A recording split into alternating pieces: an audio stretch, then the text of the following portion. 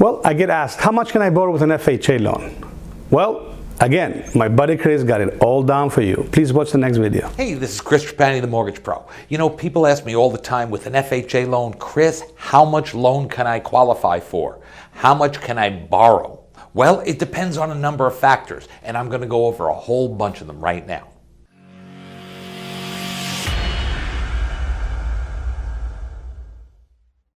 Okay, we're going to start with debt to income ratio.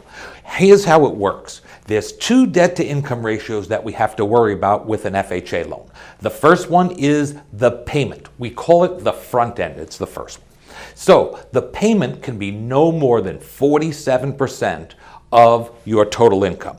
So for even number purposes, and just to make it a little easier to calculate, let's say you make $10,000 a month. That means that 47% up to $4,700 can be a house payment. Now we have a back-end ratio.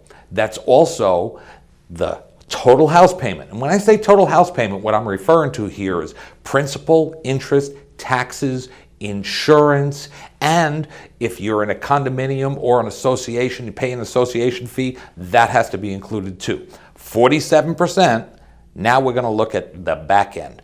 Take that 47%, that full payment that you have, and now we're going to add on your car payments, student loans, credit cards, child support, alimony, any of these type of things. That, as a total, can't be more than 57% of your total income.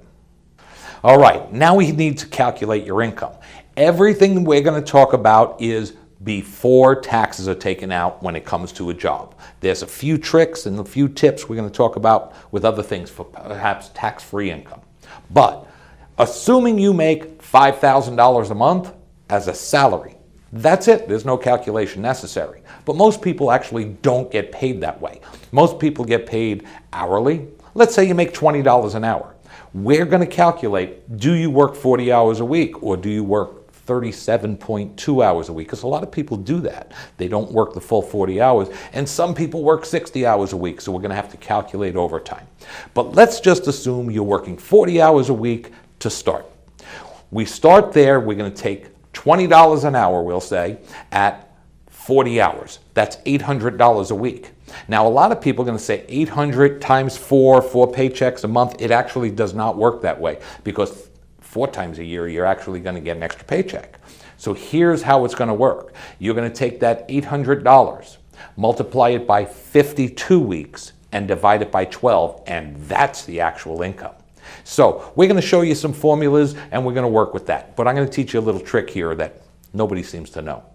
Take your hourly salary, if it's $20 an hour, and if you work 40 hours a week, just multiply by 173.333. You get the same exact number.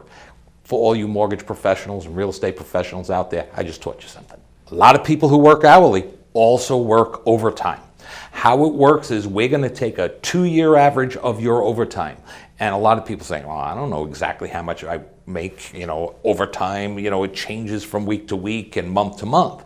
Well, here's what happens. We require a verification of employment. We are going to send your business, your company, a form to be filled out. It's a standard form, and it asks them, how much did you make in 2016 for overtime? How much did you make in 2017 for overtime? How much have you made so far in 2018 for overtime? And we're going to average that out, because sometimes people go into a very busy season, maybe come Christmas time. Or maybe the summertime is super busy, but you don't work overtime in the beginning of the year. This way we average it out so nobody gets shortchanged, and we don't give you too much overtime and credit for that either. Bonuses. We all like bonuses. We're going to average those too. We're going to average that over 2 years. If you get a commission, a lot of people, salespeople, their salaries and their incomes are commission driven. We're going to take a look at 2 years commission, and we are going to average it out. That's how we're going to figure out the gross. Now, that's how we figure out your income. It's the same exact thing for your spouse. And we'll total the two together, and then we're going to start working with the 47% and 57% debt ratios. Okay, I promised I was going to talk to you about tax-free income. What is tax-free income? Well, there's a number of different things. Child support is tax-free income. Sometimes people get foster parents and they get checks from the state or whatnot. Veterans often receive income from disability. That is tax-free income. Some people receive Social Security disability or maybe even Social Security, but they don't have enough other income to have to pay taxes on it. We take this, we understand because you don't pay taxes, it's actually worth more. So what we do is on an FHA loan, we add 15% of it. What does that mean? If you get $1,000 a month tax-free, I get to add 15%. It looks like $1,150. We're going to add that to your income. Now, what else is super important to calculate how much home you can qualify for? Well, we're going to look at your credit score. Why your credit score? Well, if you have over a 580 FICO score, we're usually going to be able to go up to that 57% debt ratio and 47% front end. Sometimes it requires a 620. It all depends on how well you've taken care of your credit or not.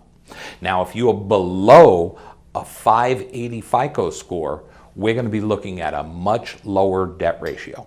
If we can't get a standard approval by going to Fannie Mae and Freddie Mac's website, we're looking at a 41 or 43% debt ratio, depending on the circumstance. So we have to look at these things as a whole. Don't give up. If your credit score is low, we could work with that. We'll figure that out. We'll get you over the top to help you fire your landlord. But we have to work within the confines of the government requirement that FHA puts on us. Now, what is the payment? Well, we have to calculate it based on today's interest rate. The interest rate changes daily. It goes up a fraction or goes down a fraction. It changes daily. We have to look at your property taxes based on the purchase price. We have to look at your total payment. How much is the homeowner's insurance? PMI, mortgage insurance. We have to pay on an FHA loan. It's actually MIP. We have to include those things in the payment so we can figure it out. Now, it sounds like a really simple thing to do. It doesn't take long.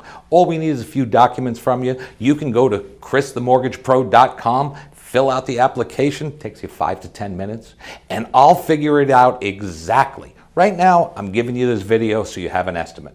But we have to end the guessing, start the knowing, so we can fire your landlord. Sometimes people are just a little short on income and they say, what do I do? Do I have to really downgrade my house that much? Well, what about a non-occupying co-borrower? What's that? Well, maybe your brother, sister, cousin Charlie, mom, dad, they have good income with not a lot of debt. And what we do is we add their income onto yours. Now, we obviously have to add their debts too. They are just as legally responsible as you are for the loan. But very often it can help you go over the top and buy your own home. Hey, thanks for watching the video. I hope you enjoyed it. And if you want to get started today, stop procrastinating. Either call me up, 310-350-2546, or go to the website. Right here, you'll see it, fireyourlandlord.info. Click on the Apply Now button. We'll get you started. We're going to fire your landlord.